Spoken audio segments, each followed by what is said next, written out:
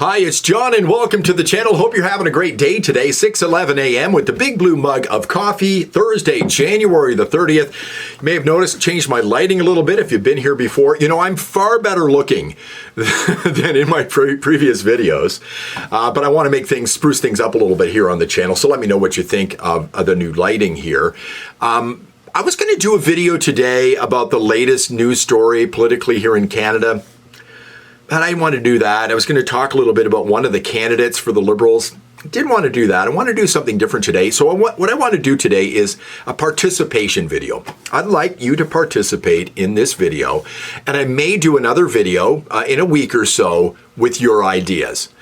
Today, I want to talk about things that have to change in Canada. We are in absolute chaos right now in this country. You know, Pierre Poilievre has been saying for ages, Canada's broken. The Liberals are saying, Poilievre says Canada's broken. It's not. It is broken. We have got major problems right now. And it's gotten even worse since Trudeau walked out on January 6th, behind the microphone, in front of the cameras, and semi-retired and pro-rogue government. So things are a mess right now. And I could go on all day with this probably about things that have to change in Canada. But I came up with 8. Stay tuned for 8 because I think all of you are going to agree this is one of the most important things that has to change in Canada. But let me know what you think has to change as well in the comments below. So first off, prorogation. I mentioned it already. It should not be allowed by anybody to prorogue government to try to raise poll numbers for a political party. And that's what this is about in Canada right now. Everybody can see it. And it's also an opportunity for the Liberals to get a new leader. And that's not what prorogation is about. I went online, and here it is right now, a Parliament of Canada, basically. It lays out all the rules when it comes to prorogation, but there should be an additional rule in there. Parties cannot use prorogation for things that are self-serving, meaning to raise poll numbers. This is ridiculous. The Governor General should never have allowed prorogation in this situation, and it's being challenged in court. It may be too late when we find out whether they win that challenge, but she should never have allowed this. But you knew she was going to allow it because who appoints the Governor General? The Prime Minister, and it just happened to be Justin Trudeau, so that was going to happen. So number 2 on the list. Now, I have been dealing with this and been hearing about this for years. I turned 60 in about 15 days, and this has been an issue for a long time in Canada.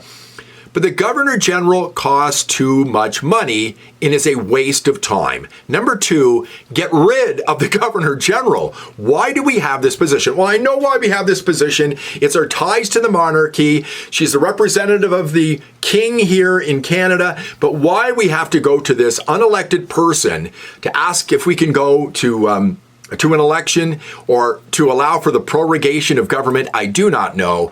Get rid of the Governor General. They cost too much money. We do not need them. It's a useless position. A more useless person I cannot think of. Number 3, the pension plan here in Canada. Now, I'm not talking about your pension plan. I'd like that to change. I think we should get more out of it after paying into it for about 40 years, which I'm not too far away from going that way.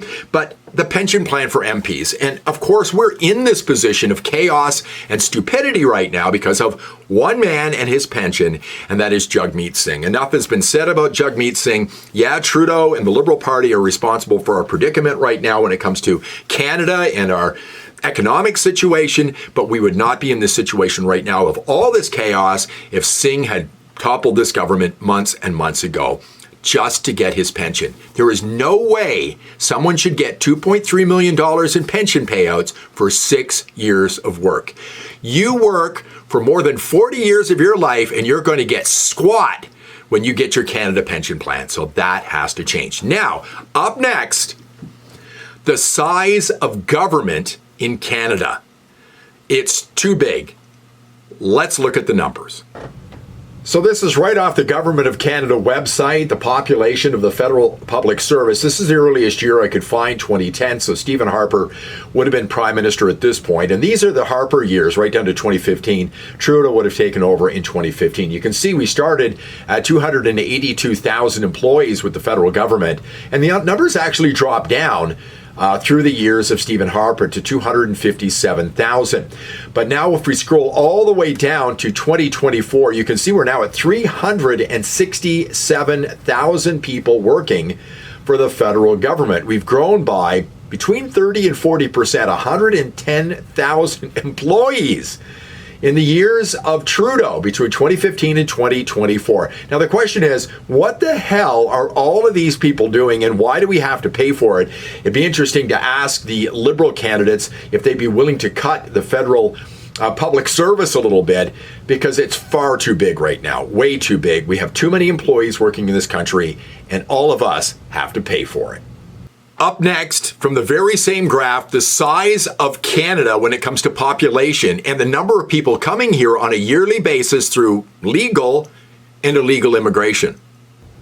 What I want you to do now is take a look way over here at the right side, Canadian population, Statistics Canada, 33,890,461 people in the country in 2010 when Stephen Harper was Prime Minister. If we move down to 2015 when he left, 35,606,734. Now that's an average of about 286,000 people a year. Now if we scroll all the way down to 2024, here we go. We now sit at 41,012,563. So again, we averaged about 286,000 per year under Harper. But from 2015 to 2024, Canada's population grew by 5.4 million people. That's about 540,000 per year. But it has accelerated in the last 3 years. In the last 3 years, the average is 776,000. And last year alone, 1.272 million people came into Canada. Where are all these people staying? Well, we don't have any place for them to stay. That's why we don't have any homes. We don't have any rental properties, because the government's bringing far too many people in, both legal and illegal, and this has to stop as well. So up next, this actually could be something positive that comes out of all this chaos when it comes to Donald Trump and tariffs coming in with the next couple of days. And that is interprovincial trade barriers. And it's something that's being discussed again. Just like talking about the Governor General, this is something that's been going on for years and how we need to eliminate interprovincial trade barriers. A lot of Canadians don't even know that these things exist. So here's a little quick story. I think this is global news. They kind of explain how screwed up this is and how we can't even deal with each other east and west when we're having all these issues when it comes to north and south. Regulations vary from province to province on a range of products, like alcohol, milk, tires, and until recently, even first aid kits. That means businesses often trade north-south instead of east-west.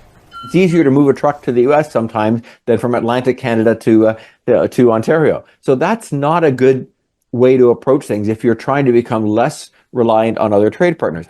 Trump's threats may be the catalyst for greater cooperation among the premiers. It's a no-brainer that we need to get rid of these trade barriers. We make it so difficult to do business with each other. This has been going on forever, and enough's enough. I'm not going to harp on for a long time on this next one. I'm just going to show you one picture that explains it all. Now, I'm in Alberta, and this is a huge issue here in Alberta. And I want to know why the West is paying the way for everybody out east. Alberta pays so much money into transfer payments, much of it going to Quebec. I want this to change. Now, Pierre Poilievre has come out and said he won't even address this issue. I think it needs to be addressed. Alberta paying the way for Quebec, Quebec keeping our oil going from the East Coast. It needs to change. We need to get rid of transfer payments. Now, here is the one I think is the most important thing.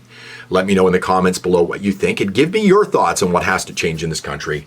Number 8, someone should not be allowed to become Prime Minister without first being elected to Parliament. And we're talking about Mark Carney. This man should not be allowed to be Prime Minister if he's chosen as the Liberal Party leader, and I believe that's going to happen. In no way should this be allowed. You should have to be a sitting MP or elected or have somebody, at least one person, vote for you to be the Prime Minister of this country.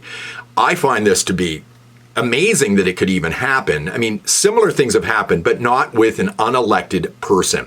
That has to change. There needs to be a rule on that. And somebody needs to ask the people who are running, including Carney, whether they think this is all right. And they should ask Pierre Poilievre as well if that should be allowed at all. Never again should we have somebody in the position of being the prime minister without even being elected. So that's my list. What do you think? Leave your thoughts in the comments below. And again, I might do a video in upcoming weeks if I get a good list of them, and put your thoughts down and give you credit as well. So put them in the comments, and thanks very much for watching. If you liked the video, please give me a thumbs up. Subscribe to the channel. Please share if you liked it, and I'll see you in the next one.